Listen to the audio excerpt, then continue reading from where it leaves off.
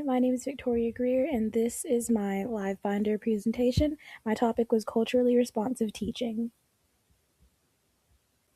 So, culturally responsive teaching, or CRT, is the practice of including multicultural representation in the classroom that reflects the students' cultural backgrounds. So, basically, it's allowing the students to see themselves in the content or in the classroom. So, that could mean if you've got a lot of Hispanic kids in your classroom, make sure you have anchor charts that show Hispanic families or Hispanic children. If you've got some Asian children in your classroom, make sure that you're reading books that reflect that culture, things that allow them to see themselves in the content. And this can be done through the books that you use, the media you watch, even the videos that you watch, the anchor charts you have in your classroom. I've seen a lot of teachers create anchor charts with children that look like their students, or I've seen a lot of teachers have students create their own anchor charts for a certain topic. Those are great ways to allow your students to share a bit of themselves with the content, allow them to connect with the content. I chose this topic because this practice would be very beneficial at my school. I My school has a lot of multicultural children. There's a lot of Pacific Islander, Asian, Hispanic cultures, lots of different African cultures as well in my school. And our media and the books that we have are not very reflective of those. And I've noticed that because of that, our students seem to be kind of checked out or don't really connect with the material. Like they don't understand that the things that they're reading relates to them as well because they're not seeing it in the visuals. So a practice like this would be very beneficial at my school, and that's why I chose this topic. The research shows that when students see themselves in the content, they connect better with it, they relate to it, and in turn, that improves retention and application. So, this can look like all about me activities, text to self connection activities, and class discussions. They're all things that I've got in my live binder. But these are all ways that I have used to incorporate culturally responsive teaching in my classroom. The All About Me activities allow students to share about themselves. I usually use those in the first few days when I'm getting to know my kids. I'll have them fill out a chart. They'll draw a picture of their families, tell me about some traditions that they do at home, maybe some foods that they eat at home that maybe aren't traditional American, things like that, that allow me to get a little bit of insight into what their culture is and how important it is to them. Text to self connection sheets, those are used when we're reading a new book or a new story. I'll usually use it at the beginning and the end. We'll look at the pictures, do a picture walk, and if they see something that looks like something they have at home, they'll write it down. And then we read the story, and at the end, they'll tell me what the story reminded them of. Did the characters do something similar to what they do at home? Did they see characters in the book that looked like them? That's a really important thing, is seeing people that look like them.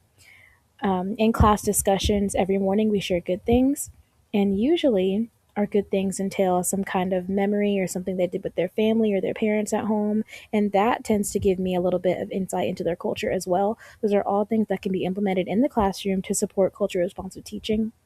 And these can also be expanded into school wide projects and practices. I've seen a lot of schools, instead of just one teacher in their classroom doing things like this, they'll have the whole grade level do a whole cultural project or multicultural, I think it's called a culture walk. They'll have different students do a portion of the project and together they'll put it into a collage. And it's a really beautiful thing to allow students to come together, put their cultures together, and see what they have in common and what's different about them, learn about each other.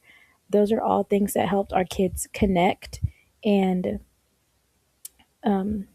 just form a better bond with the content. This is the concept map I used in my LiveBinder. I wanted to put it here as well so you could get a better visual of some actionable steps that you can use to incorporate culturally responsive teaching in your classroom. I talked about this in my LiveBinder as well with the barriers and solutions, but these are just some problems that I've noticed throughout my research and during my attempts to incorporate culturally responsive teaching in my classroom. A lot of teachers have had problems implementing these practices due to lack of support. Um, some administrators or other teachers may view this as a waste of time or maybe not as important as it is. That can be a problem. There's also a lack of training related to this. I've been to quite a few professional developments, and diversity is talked about, inclusivity is talked about, but never actionably how to do those things in the classroom. And this leaves a lot of teachers flying blind and trying to figure it out on their own. How can I do this in a way that will be beneficial and meaningful, but that would be supported by my school? And it is more effective when the whole school is on board rather than just one teacher in their single classroom. Again, it's more impactful when it's a school wide statement together. And this is a picture of my barriers and solutions. Throughout this project, I learned a lot. These are just three things. I learned some new strategies that I can use in my classroom. I've included some videos in my LiveBinder that I found were very helpful, and I will be doing some of those things in my classroom this upcoming year. And it is more than just books and videos. Again, at a lot of professional developments, you'll see administrators or people from the district and things like that telling you to just use more inclusive videos or inclusive books. And it's a lot more than that. It's an intentional, everyday decision that you bring into everything that you do, even the conversations that you have with students. Find ways to get them to bring out parts of their culture that you can use. And thirdly, students must be able to connect with the content. If they do not have a connection to the content, if they don't see themselves in it, if they can't find a way to relate to it, they usually will not retain it. They won't be able to apply it, and their performance in the classroom will go down.